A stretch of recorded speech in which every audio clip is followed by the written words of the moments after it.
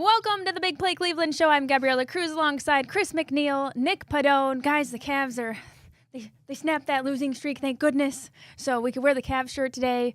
We got all those guards moves we can talk about in the show. But how was everybody's weekend? How we doing? All the guards moves, and then opening day, of course. Yeah, on Thursday. Big week. Can you believe it? Yeah. It doesn't really feel like it's opening day and opening week, though, because, like, they're not going to be home in Cleveland for so long, it feels like. Like, you have to get through Kansas City. Then you go all the way out west, and you've got the Padres and the Angels before you have an opportunity to be home in Cleveland. And then we know, opening day in Cleveland is like a holiday. But it just feels like it's so hard to, like, get excited for opening day MLB because opening day in Cleveland is weeks away still. Right. Which I don't mind because of the weather. I mean, out here, I've been to many opening days. I've been to opening days that have been canceled here in Cleveland. I've been through that frustration before, so I don't mind delaying it, getting some games under your belt, then coming home, having the celebration, doing it here, and doing it in better weather. This is my first time. I'm going to opening day this year. And in years past, I feel like I've always been a part of the festivities, whether it's been because we had a show or, like, the last 2 years I did shoots for our sportsbook partner at the time. But, like, this is the first year I'm going to be able to go into the game. I'm going with my dad. I also believe he's, like, not sure. And again, this is, like, such first world problems. Like, been to so many sporting events in his day. He doesn't think he's ever been to an opening day, but he's not sure. So it'll be cool to do opening day in Cleveland this year. Last year I went with my kids. First time bringing them to opening day. We had the eclipse last year. It was such a party. We were playing the White Sox, which was also nice because you can beat on them. So, easy dub. Yeah, easy dub. So fun afternoon. You guys will have a blast. All right, Gab had a fun weekend, though. Of everyone, I think Gab had the most fun weekend. Yeah, you know what, guys? I got asked to be part of a celebrity all-star basketball game put on by the P League, and this was all for charity. Daniel Gibson is really involved with it. He was one of the coaches. He does a lot for charity. You guys already know. But, I wasn't sure how serious this was going to be, and they asked me. I didn't know if there'd be many women there or whatnot, but let's just say I end up showing up, and I found out what this experience was going to be. So I got a little video for you, and I can even talk over it. Here we go. So here we go. It's a public call, huh? Yeah. Haven't played since high school, y'all, but since the nice. That's a good take there. Nice. with the lefty. Yeah. The bench was a little hype after this. You can see the looks of shock on some of the players. Coach Booby, very pleased with that effort there. Now, to start the game, I got to be honest. I figured out I'm the only woman. I'm like, oh. So I'm suiting up here. The mayor is the assistant coach, by the way. Here's my first shot of the game, y'all. Oh. A good, healthy air ball. So Booby's got to coach me up on the shot in the halftime. I kind of warm up. I get my shot together, loosening up here. I check back into the game, reverse Mr. Beans because no one was kneeling to check in. Oh, that's Cardale Jones. We were scheming to have him lift me up and dunk it, but then I realized he was getting subbed out, so I had to just take it myself. So then I redeemed myself with the left-handed bunny. We took some photos after with Booby. It was a really good time. Our team won. I was shocked, that they even put me back in. That one bucket, which I was 50% from the field then, for those of you at home doing the calculations, 1 for 2. I got me a post-game interview, and then we took a team picture, and all was good. It was actually so fun. I'm so glad I went because I wasn't sure if I should even go or who was going to be there. It was like former professional basketball players, like Charge players. Like I said, Cardale Jones was in the game. He had a really awesome slam, actually. I should have put that in there, too. I'm sure I could have fished it on the internet. But it ended up being a really positive event, really cool. You guys should think about going next year. Yeah, Booby Gibson does such a good job with these. I was at the one that he did at Garfield, which is my hometown. So, like, Booby is awesome, man. And it's so cool to see, like, a kid from Texas that made Cleveland his home and then kind of outgrew Cleveland, and has his own life and all of his business ventures in Los Angeles and relationships out that way, works his way back to Cleveland to give back to the community. Like, Booby Gibson's the best. Let's take a quick break. We'll be back with more Big Play Cleveland right after this.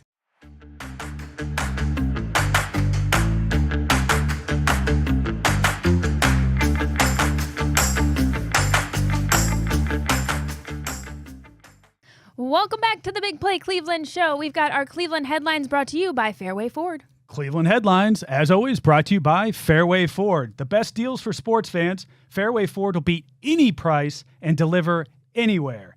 Fairway Ford is the biggest Ford truck dealership in Ohio with the largest selection of Ford F-150s and Super Duty trucks. Don't let a short drive to Canfield prevent you from saving literally thousands on your new truck. Fairway Ford, the largest inventory of new Ford trucks, the lowest pricing, and the same hometown level of service. Visit fairwayfordohio.com.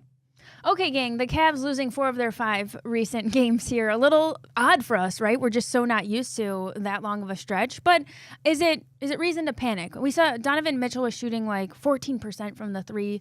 Yeah. DG was 28% from the 3 in the last 7 games. Are we worried? So that's the piece to be worried about. And that's the only piece to be worried about is your 2 best players are in pretty historic slumps. Now, the good thing is that Donovan Mitchell and Darius Garland are both all-stars. And the other good piece is that the Cavs are still the number 1 seed in the Eastern Conference. So once they're able to break out of this funk, the Cavs are going to be just fine. You got to get them on the straight and narrow, though, this week and into next week, because that's really when you try to tune things up for the playoffs in the NBA.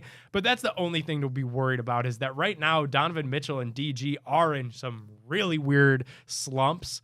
I think they'll be able to break out of it and be fine, but you want that to happen over the next couple of games and really get yourself right for that first round. It feels like the second half of that Jazz game there was more of what we've seen so far this season from the Cavs. You know, they were fun. They were causing turnovers. They were making points in transition. You start to see the ball go through the hoop a little bit more, and you want to see more of that. You know, the lowly Jazz, you expect to beat them, but then getting that momentum coming off of this road trip, the West Coast, which is always tough for this team, and then getting back into preparing for the playoffs. And I think this team's going to be ready. You know, Kenny Atkinson, interestingly enough, was on that Hawks staff that a lot of people keep pointing out that had such a great run and then flamed out in the playoffs. So I don't think he's going to say this publicly, but I don't think Kenny Atkinson necessarily, you know, is losing any sleep over the team losing a few games here, because his message seems to resonate a little bit more, I would imagine, when the team has lost a little bit and they've been able to see that, hey,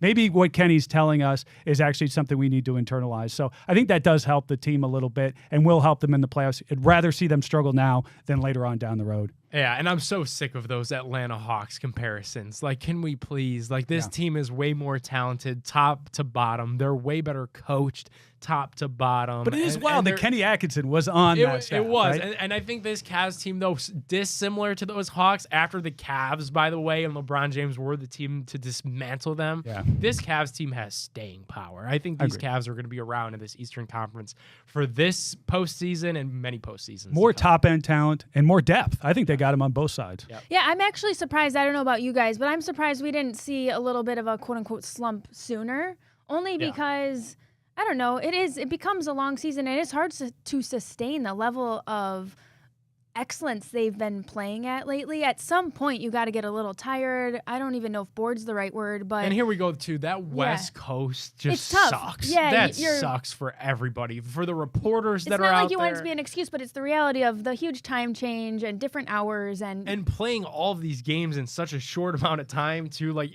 you know, there's so many people will complain about the NBA and load management. Is it a problem? Yeah, probably.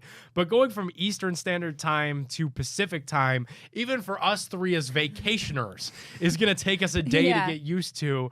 Not to mention playing a professional basketball game one night, then a back-to-back, then you get one day off, and then another one in a slightly different time zone. So it's a mess. Let's get them back in Cleveland later this week, and they're going to be just all right. Yeah.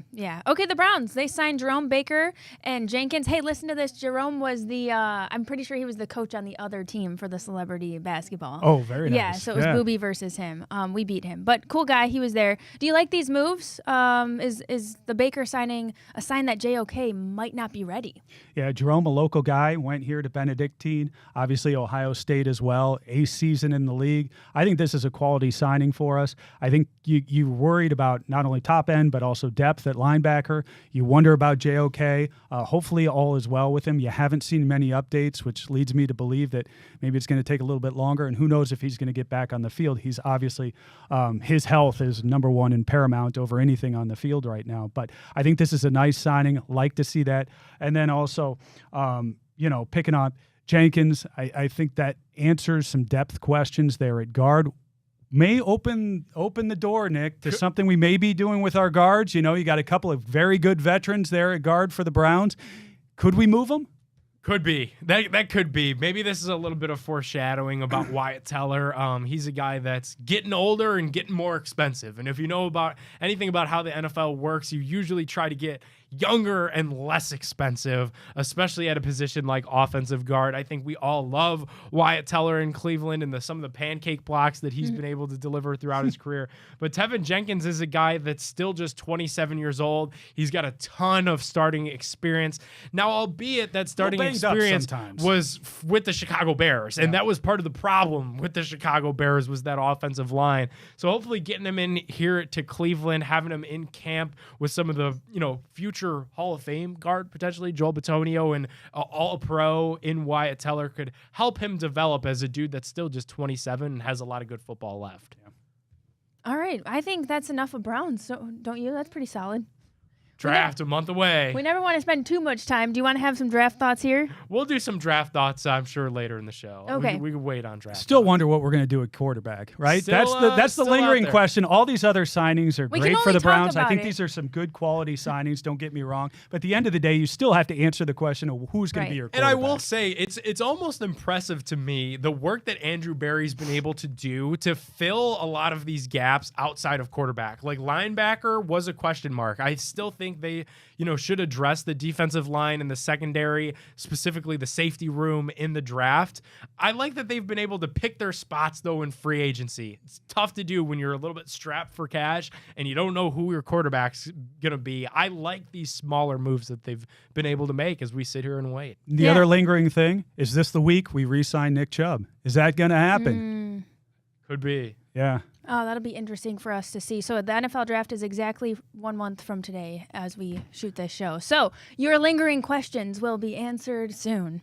Hopefully. We'll see. Kirk Cousins is now saying he's waiting till after the draft to waive his no-trade clause because he wants to make sure that he could go into a situation where he could compete to start. So the Kirk Cousins situation prolongs. We're going to take a break. We'll be back with more Big Play Cleveland right after this.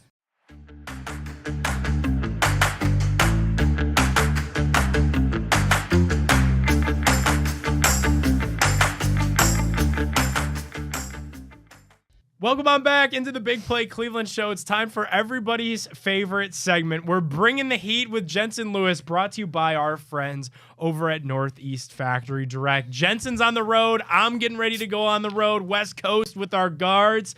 If you go on the road a lot, you know how nice it feels to get back at home in the comfort of your own bed. Northeast Factory Direct can make that feeling your reality every single night with their wide array of mattresses. They really have your whole house covered as well. You can get mattresses, you get a whole bedroom set, kitchen tables, couches, sofas, everything you need. You can shop online anytime by going to northeastfactorydirect.com, but you got to check them out in store. Cleveland, Euclid, Macedonia, North Canton. When you're in store, make sure to ask for that extra special Big Play bonus. You're going to get a hookup from our friends at Northeast Factory Direct, and you'll thank us later. Make sure to visit Northeast Factory Direct in store and ask about that Big Play bonus. Jensen Lewis. I wish we had some Guardians to talk about with you, my friend. Not a whole lot going on. Obviously, the big news, the trade that came down, sent Tyler Freeman to Colorado in exchange for old friend Nolan Jones. Were you surprised to see that trade go down? And so close to opening day, what's this move mean for our guards as we trudge closer here? No question, Nick. I mean, when you're thinking about roster cutdowns here and knowing where the weaknesses of your group are, I mean, sometimes it's just one of those decisions from within, guys that have really played well through camp, and you give them a shot to get to the big league roster from opening day forward. But this one is a rarity, and no question that the rarity of it is tenfold more because we're bringing back a guy in Nolan Jones who we know quite well, and obviously had issues with injuries and struggles last year. I think he's got that power, though, that this club is going to need and to lengthen the lineup a bit. Anxious to see, how the rest of the roster shakes out, what the necessary domino effects are.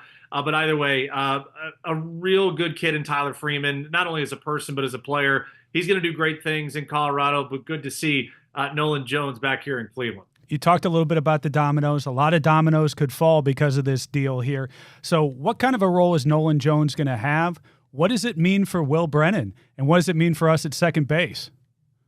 Yeah, Chris, I think that is probably not only the question that gets answered here this week, but it may be one that is ongoing as we move through the first couple of weeks of the regular season and even through the first month there in April. And obviously with Stephen Vogt understanding he likes to use so many different guys each game, and whether that is a platoon advantage scenario in which you want to take the power of Jones over Brennan at this point, or if you have to make a decision on carrying an extra position player, that remains to be seen, not only just from the initial decisions here that we'll find out, but I think more the roster continuity guys. And if they do have offensive struggles in those first 3 to 4 weeks, does that necessitate a move to maybe shake it up a little bit? You mentioned second base, and I know I talked to you guys last week about it. Yeah, is it Gabe Arias to start?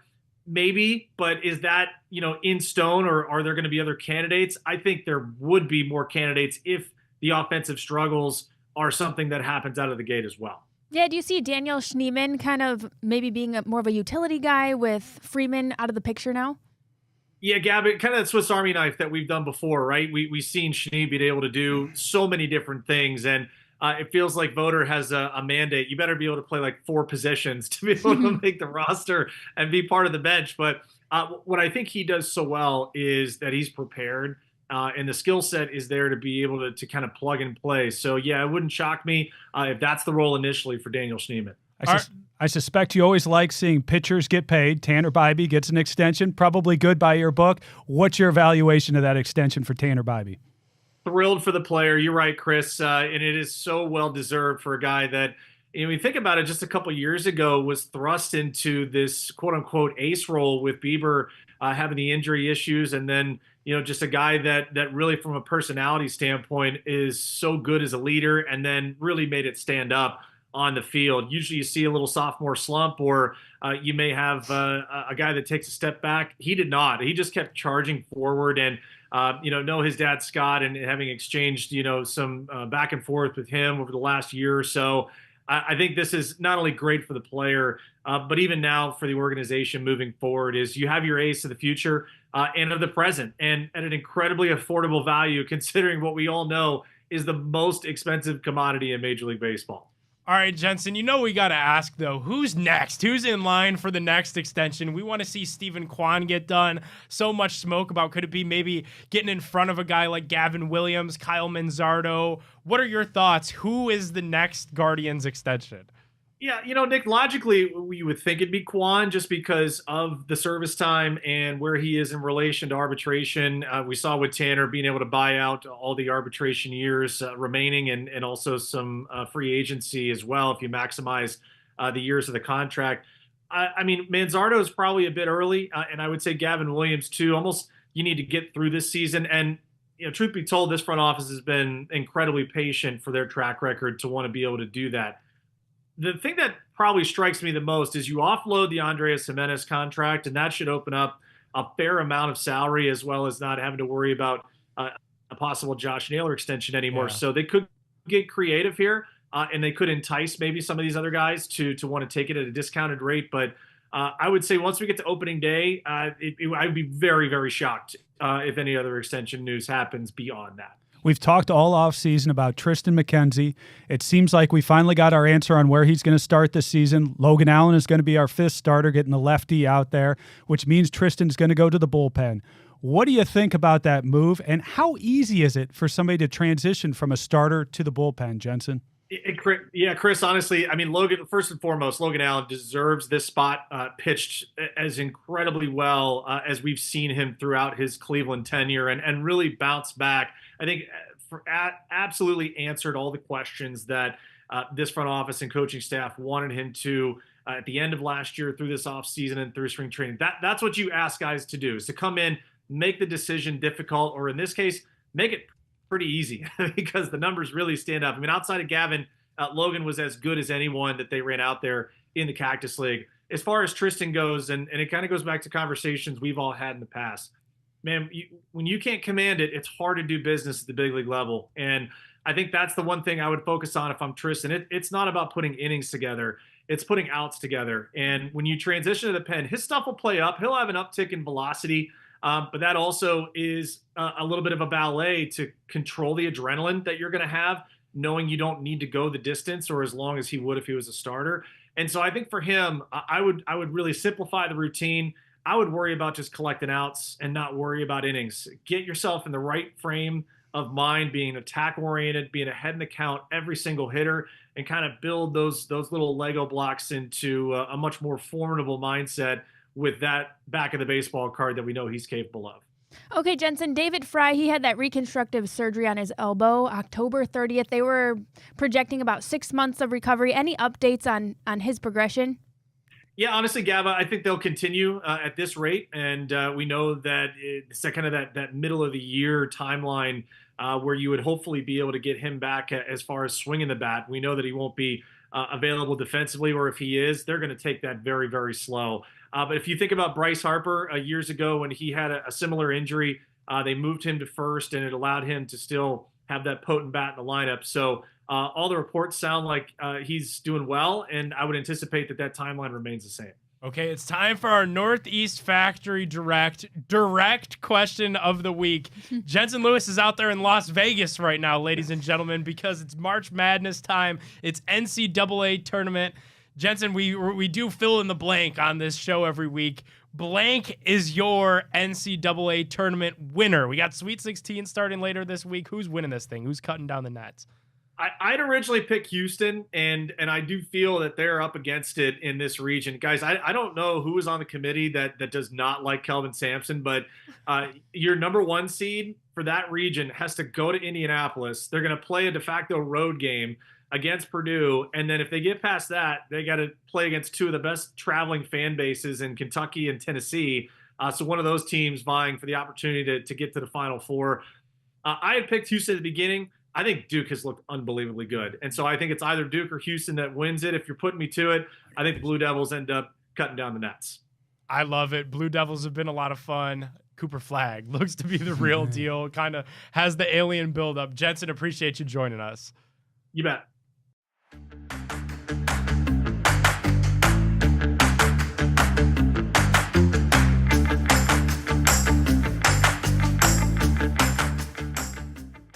Welcome on back into the Big Play Cleveland Show. We are now joined by a very special guest. It's the NASCAR Cup driver for the number 10 Colleague Racing Chevy, none other than Mr. Ty Dillon. Now, Ty drives for your locally owned Northeast Ohio's own Matt Colleague, who fields 3 teams in the Xfinity Series and 2 teams in the NASCAR Cup Series. Very excited to bring Ty Dillon onto the Big Play Network. Ty, what's going on, man? Thanks so much for joining it.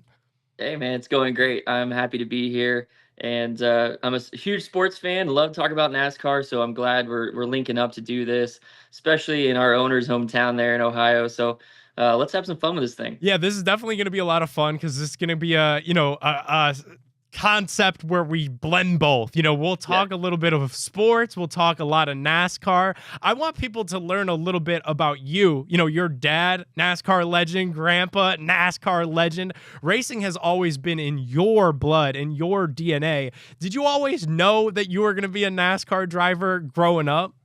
No, I wanted to play football. Okay. So I grew up obviously around racing. I grew up in the race shops. My brother and I played in hide and go seek at 4 or 5 years old and inside of Dale Earnhardt's race cars, and didn't know anything different. But it was never really pushed on us from my grandfather and my dad, my mom. They wanted us to experience anything else. I think the initial thought was to keep racing away from us, which I understand now that I have 3 kids. So we played all kinds of sports, and our love for sports was from a young age. My brother played baseball. He made it to the Little League World Series. I was more the football player of the family, but we played every sport. We played travel ball in every sport that we played. So I thought I was going to be a linebacker or fullback in the NFL. That was my goal at probably 12, 13 to 15, 16. Okay. Turns out everybody outgrew me, and needed to get into something where size didn't really that matter too much. I had a late growth spurt and realized that, like, hey, some of these NFL players are 6 foot, but a little too late for me. You know, family stories in sports are just something that we love, and you and your family have such a cool story. What's it been like getting to race with your brother, against your brother, kind of growing through the ranks with your brother? Do you guys ever help each other out on the track, or is it a good rivalry going on now?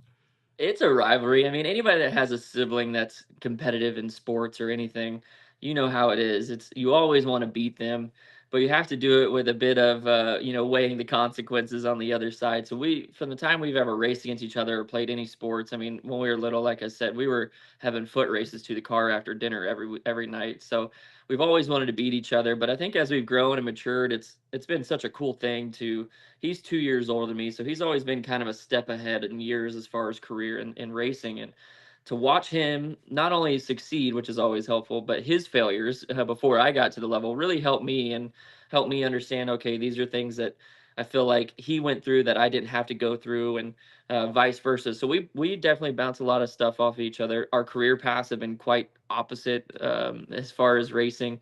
But we're to the point now where we have now raced against each other for, I think, 7 years in the Cup Series, and not too many brothers get to say that. Yeah. So it's been quite a blessing for both of us, and I enjoy it. But there's still moments where we're going to race each other hard. We have that understanding that we have a job to do, and at the end of the day, we want to see each other win, but we also we can't be giving each other too much because we got a real job to do for our owners. Now, I love that segue is perfect because the hat, I'm very jealous of the hat. We have a lot of fun here in Northeast Ohio with Matt Collig. He's a great guy in the community. We've done a lot with him, and we're going to continue to do things with him with the Big Play Sports Network. What's it been like racing for Collig Racing, especially compared to some of the other, owners that you've worked with throughout your NASCAR career so far?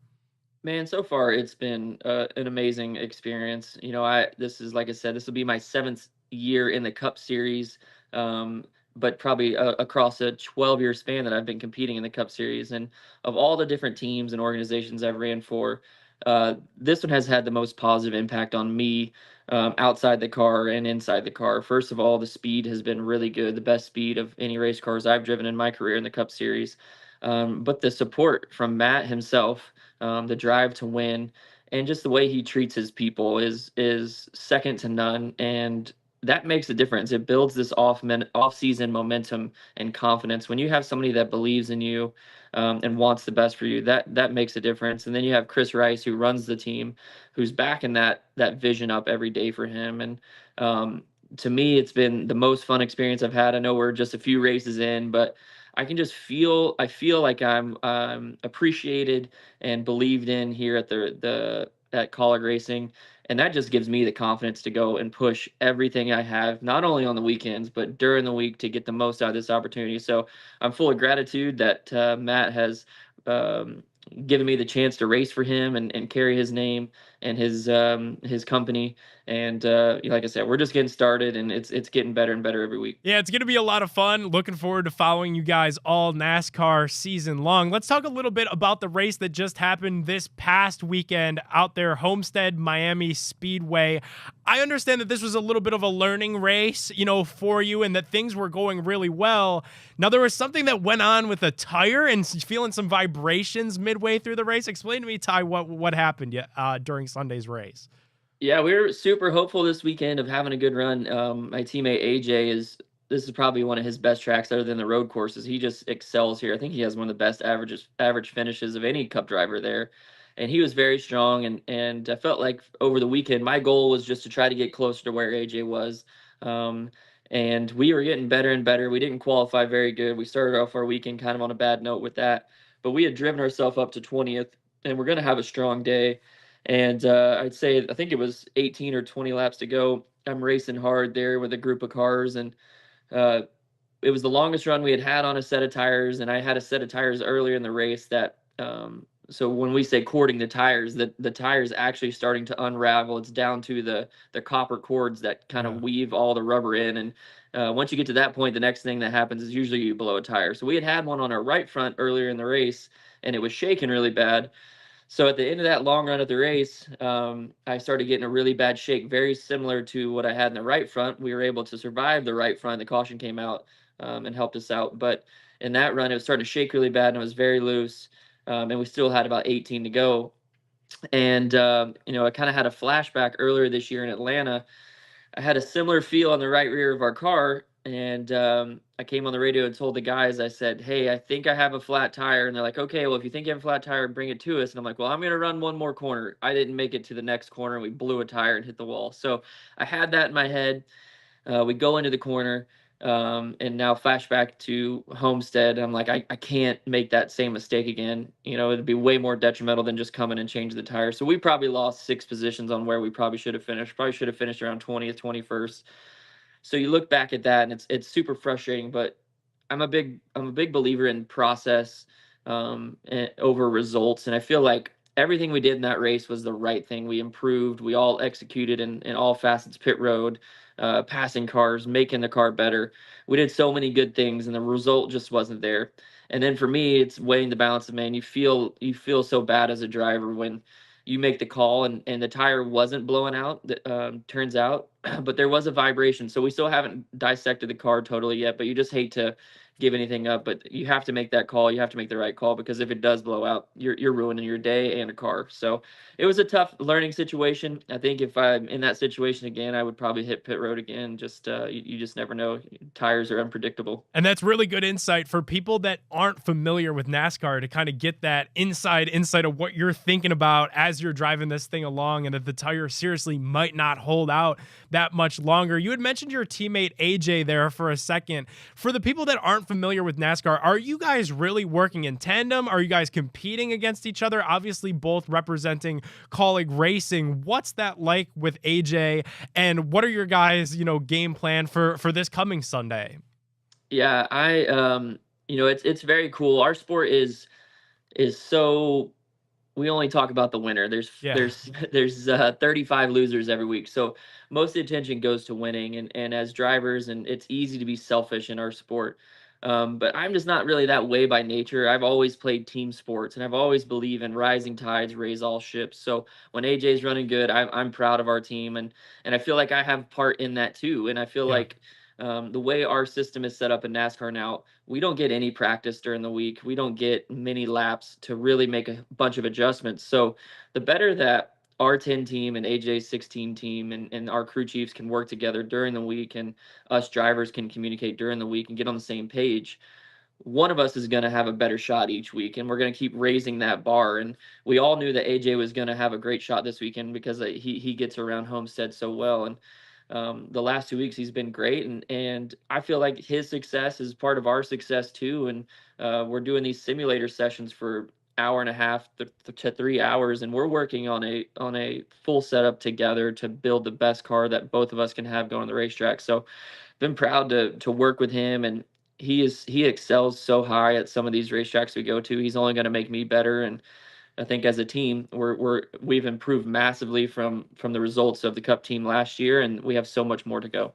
Kaulig Racing's Ty Dillon joining us on the Big Play Sports Network. Ty, appreciate your time. We're going to have a lot of fun doing this every single week, so appreciate you popping on for the first one, and let's keep it going, man. Yeah, for sure, man. It's been great. Ty Dillon, thanks so much.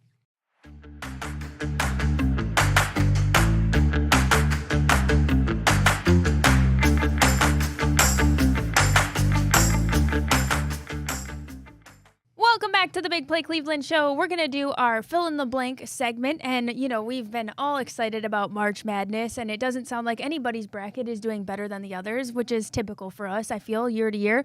But how about favorite moment from this year's March Madness thus far is? Well, you've got a couple of them, right off the bat there. I'd say John Calipari versus Rick Pitino was probably the highlight of the earlier games. That was something, you got a couple of stalwarts there at coaching both of those organizations, and it was nice to see them kind of lock horns. I was surprised to see Pitino bow out in that one and Calipari move on with Arkansas, but it was a good matchup. It was one of the few good games we got early on. And then for kind of the capper for me last night was the Maryland game. That was fantastic. Maryland with the last second shot. Did he travel? Did he not? over Colorado State. I think it was a good no call there. It was nice to see, not only a last-second shot for Colorado State, leaving a little bit of time on the clock, and then Maryland getting the job done. Another Big Ten team advances there. So a couple of moments there that were kind of interesting for me. It hasn't been, I wouldn't say, a top-notch NCAA tournament from top to bottom so far. Hasn't been as intriguing as some of the past ones, but you do have a few stories that are starting to come. Didn't see it in those initial days. Now as the weekend progressed, you started to see some more intrigue for me. That's my fear, is that the more that we've heard so much talk about this tournament hasn't had the glitz and the glamour because there hasn't been a big underdog that made the noise this year. Mm-hmm. I hope this doesn't become a trend for future tournaments because of NIL. As the 8th guy on Kansas's bench, you could make 3 times the amount of money as you could to start at point guard at one of these smaller mid-major schools. So I hope that some of the madness and some of the beauty of the tournament is always the first couple days and the big upsets that happen on Thursday and Friday of the tournament. I hope now that NIL, and as it becomes more predominant in the world of college sports, we are able to maintain a little bit of what makes March Madness schedule, special. I'm a little bit nervous about it, Chris. I'll be honest. And actually, did you guys see that post-game press conference? I'm just trying to look up who it was. The UCLA head coach ripping it on his team. Did you guys see this? Yeah, Mick Cronin. He's always got a bone to pick with somebody. And surely enough, they asked him about next year, and he was like, I don't even want to think about next year. I'm worried about the Allegiant Airlines plane that we're going to take on all the way home. He's always complaining about something. Well, he was ripping on his team for I don't think anybody cares. It's different to coach these athletes today. Kind of getting to your point of, are some of these players just paid so much, how that influences so many factors when you look at you got players not only getting paid now you see managers as well. Amir Khan. Right. How about that? And he was kind of the story. I was pulling for McNeese so hard, and I wanted to see them advance because, you got a college basketball manager making $100,000, a student manager making 6 figures because of NIL. Oh, and by the way, his head coach quit and left and is going to NC State. Amir Khan going with him. Bringing him with NC State. Grad transfer Amir Khan. What wild times we live in right now. Because really of the opening round, that was the most interesting story to follow in the BW3, getting behind it, getting the NIL, the boombox, the whole 9 yards. It was fantastic. The John Fanta post-game interview was legendary. Of course, Fanta's everywhere. Great energy out of him always. It just adds so much to the tournament. But that was a lot of fun. It's nice to have those little stories that come out of the tourney. Now, I'll ask a question that Fanta was asking on his Instagram about, do you think that a travel call is really a necessary call at the end of the game in a big game like this? No. You can't make that call. And I'm glad they didn't review it. They didn't do anything. They just let it be. Yeah. I think you had the flow of the game. You had a great game in a tournament that didn't have a whole lot of great games. You had that one. It was set. Don't touch it. And they didn't. They did the right job. It didn't look like a travel to me either. I don't know. I watched it back a few times. You won 2. Yeah. A gather in 2 big steps. It was close. I'm glad they didn't do it. That would have been some CYO nonsense. Yeah, the NBA, that's definitely not a travel because of the gather rule. But you don't have that same rule in the NCAA. Okay. So by the letter of the law, they could have called that a travel, saying you didn't gather it. It was too many steps, and they could have waved it off. I'm glad they didn't. In beautiful that moment, off the glass, you too. can't do it. Yeah, I'm glad they didn't call it. You can't do it. That's some CYO. The amount of times we had games ruined, growing up as a little 10-year-old, because of some nonsense like that. Good to see them play it out. Yeah. Okay, only 16 teams are remaining in the NCAA tournament. Blank is the Sweet 16 matchup I'm most excited for. Once again, it's going to be driven by the coaches for me, Calipari. With Arkansas, they got a tough one in Texas Tech. Texas Tech ranked number 3 right now. Be interesting to see if he can continue with the momentum they've got right now. Michigan State playing Ole Miss. You got Tom Izzo, of course, once again a stalwart here when it comes to March, and see if he can continue the success we've seen with the Big Ten. It's really been a lot of Big Ten, a lot of SEC right now, and one from the ACC. Yeah, basically looks like football. That's what the tournament's been so far. And then lastly, to see what Duke ends up doing. I think Arizona poses a challenge to them. I know right now, I checked just before the show, Duke's like a 9.5-point favorite. So it's a big line here. I will be interested to see if Arizona might be able to keep up with them because Duke looks unbeatable right now. I think Arizona might be able to give them a little bit of a run in this game. Yeah. I'm with that. I'm on Duke. Like Cooper Flagg's an alien, so I think that's going to be healthy, a story to monitor. He's back. I mean, he is just. You watch him play, and as NBA draft pick written all over him. Also, too, selfishly, I know like nobody cares about your bets, but like I'm 2 for 2 betting Ole Miss, so I'll probably take Ole Miss money line outright against Michigan State and Tom Izzo just to be on the right side of vibes in the event that an upset happens there in the Sweet 16 later this week. But yeah, Duke is really can anyone beat Duke? Kind of feels like the headline for the rest of this. Well, for Arizona, you got Caleb Love, who of course knows Duke very well. He used to play for UNC before going out there to Arizona, so maybe he can be the difference maker in this game. He dropped 29 in their game over Oregon. Let's see if he can continue a little bit of that momentum. Maybe take down the big dog in this thing. I'll be watching to see if it might happen. Okay, back to Browns. We did mention that the draft is a month away. How about one move I'd like to see the Browns make prior to the draft is? Nick Chubb. I'd like to see them put that one to bed. I'd like to see them finally bring him back into the fold. I think that'd be a much-needed sign of goodwill for the fans, for the team, and everybody feeling good about it. So I'd like to see the Nick Chubb deal get done. And I want to figure out quarterback. Like, can we please? Like, now my new fear that Kirk Cousins has said earlier this week on Monday, he's saying that he's not going to waive the no-trade clause until after the draft. So going into the draft, do the Browns really go in with just Kenny Pickett? Because to me, that's kind of tipping your cap of, okay, you're probably going to take a quarterback at number 2 overall. However, Russell Wilson, we're waiting on that decision. Could Russell Wilson change what the Browns are going to do at number 2? Mary Kay Cabot of the Cleveland.com, Cleveland Plain Dealer, reported earlier this week the Browns and Carson Wentz have mutual interest there. So I would like to get the veteran quarterback thing settled, at least loosely, going into the first round of the NFL draft. So I know if it's Russell Wilson, maybe we're not looking at Shedeur Sanders or Cam Ward. Or if it's just Kenny Pickett, you kind of know what the Browns are going to do at number 2 overall. All right, we've got more fill in the blank coming. We're going to take a break and be back with more Big Play Cleveland right after this.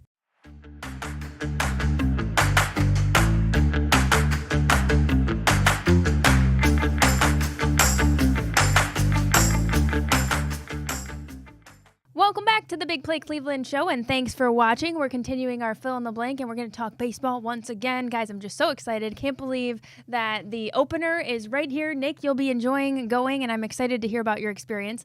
How about I expect blank to have a breakout year for the Guardians this year? I really need Bo Naylor to have a breakout year for the Guardians this year there at catcher.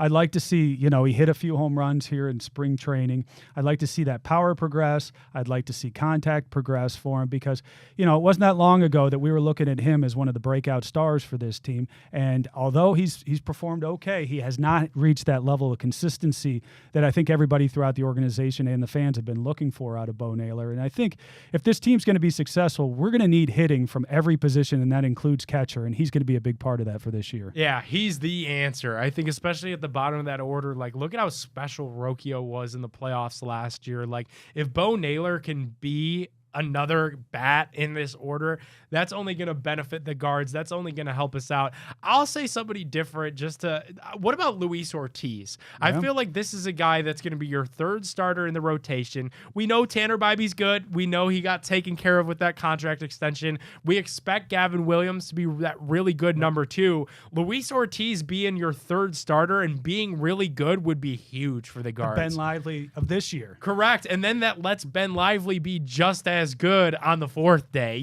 as what he was last year. So I think the starting pitching is so important to what this club is going to want to do. Having your 3rd starter, having Luis Ortiz be a breakout player and be really good will be a welcome sight to Guards fans everywhere. I'd like to see Brian Rocchio have a really good year this year. I was really excited by his promising confidence last year. The dude is actually very athletic, and I'd like to see his bat lighted up this year.